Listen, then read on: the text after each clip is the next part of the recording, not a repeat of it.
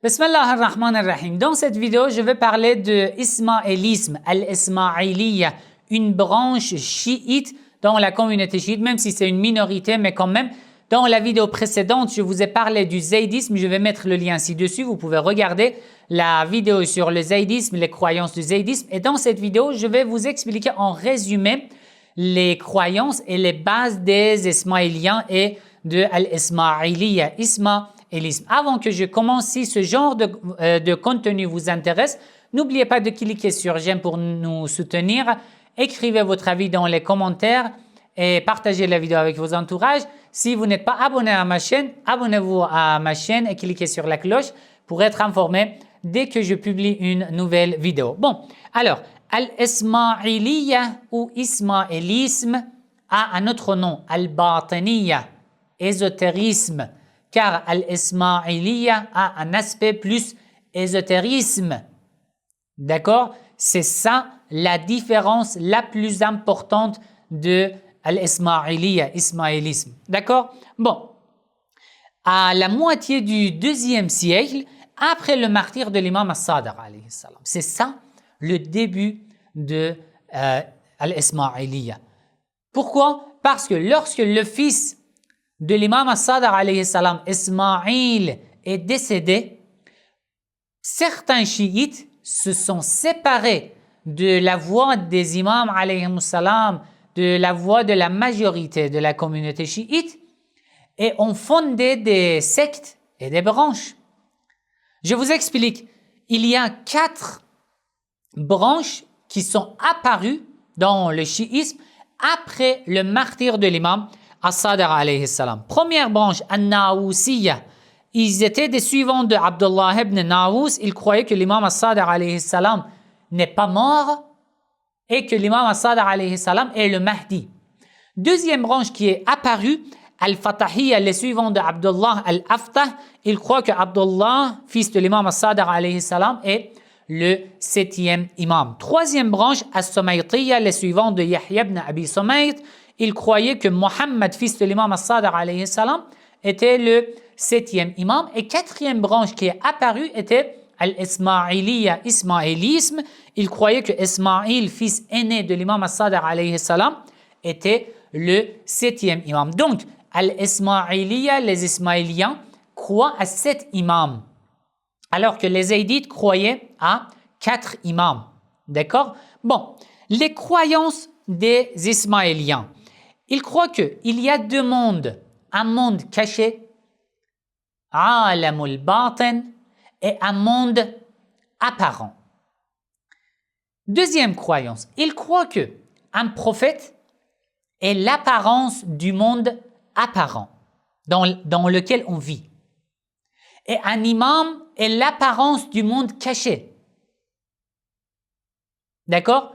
Troisième croyance, sans connaître un imam, on ne peut pas connaître Allah. L'explication. Ils pensent que le monde caché, Allah est du genre du monde caché, quelque chose comme le monde immatériel dont on parle dans la philosophie. Alors, ils disent que Dieu est du genre du monde caché. Allah n'est pas matériel. D'accord? Et un imam qui est l'apparence du monde caché est un intermédiaire entre nous qui vivons dans le monde apparent et du monde caché. Alors, si je veux connaître Allah qui est du monde caché, du fait qu'Allah est du genre du monde caché et que nous sommes du genre du monde apparent, pour pouvoir recevoir les messages de Dieu, nous avons besoin de prophètes, car ils sont l'apparence du monde apparent. D'accord? Mais pour pouvoir connaître le monde caché, le monde, on peut dire peut-être ésotérique, nous avons besoin des imams alayhimus salam. On doit connaître les imams alayhimus salam pour pouvoir connaître ce monde caché, pour pouvoir connaître Allah. Sans avoir la connaissance à l'égard des imams, nous n'arriverons jamais à connaître Allah. C'est ça leur croyance. En ce qui concerne les attributs de Dieu, ils croient qu'ils refusent en fait les attributs de Dieu. Vous savez qu'il y a un problème dans la théologie. Une des branches sunnites croit qu'Allah a 7 attributs innés. Al-Qudama as-Sab.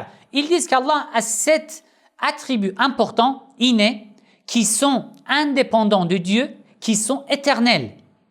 D'après les chiites, ils disent que non, cette croyance est du polythéisme et du shirk. Car si tu dis qu'il y a 7 attributs de Dieu qui sont indépendants, qui sont éternels, ça veut dire, à part Allah, il y a 7 existants qui sont éternels. Et c'est ça du polythéisme. Ce n'est que polythéisme.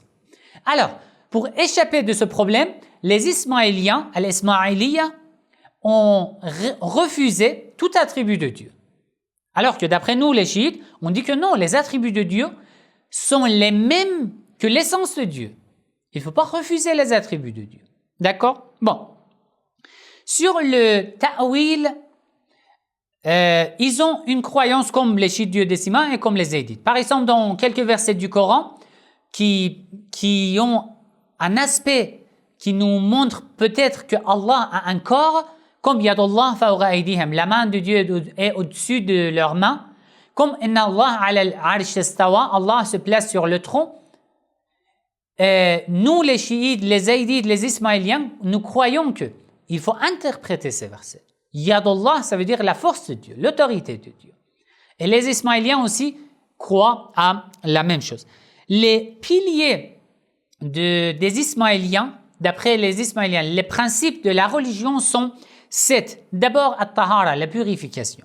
Puis la prière, as-salat. Puis la zakat. Puis le jeûne, le pèlerinage, le djihad et la wilaya. Et la wilaya, d'après eux, est le principe le plus important. Dans les actes religieux, ils n'ont pas beaucoup de différence avec nous les chiites, duodécimains. Bien sûr, dans certains détails, ils ont des différences. Par exemple, dans la prière, après avoir récité la sourate al-Fatiha, ils récitent une invocation. Dans ce genre de détails, ils ont des différences. Mais dans la prophétie, ils ont dessiné un système de la prophétie. D'après eux, la prophétie a 7 étapes. Chaque étape commence par un natiq, un prophète qui a une sharia, une religion. Et son successeur qui s'appelle al-wasi. Et le successeur de ce successeur qui est un imam. D'accord? Et après ces successeurs, plusieurs groupes de 7 imams viendront et le dernier imam qui met fin à l'imam de ce groupe s'appelle Al-Qa'im. Et le dernier imam qui viendra, qui mettra fin à la première étape de ce premier prophète s'appelle Al-Qa'im et Al-Muqim. Et ce dernier imam choisit le deuxième prophète de la deuxième étape. D'accord? Alors, il donne pour la première étape, il donne le nom du prophète Adam. Ils disent que le prophète Adam est le prophète de la première étape. Son successeur, c'est Shaith.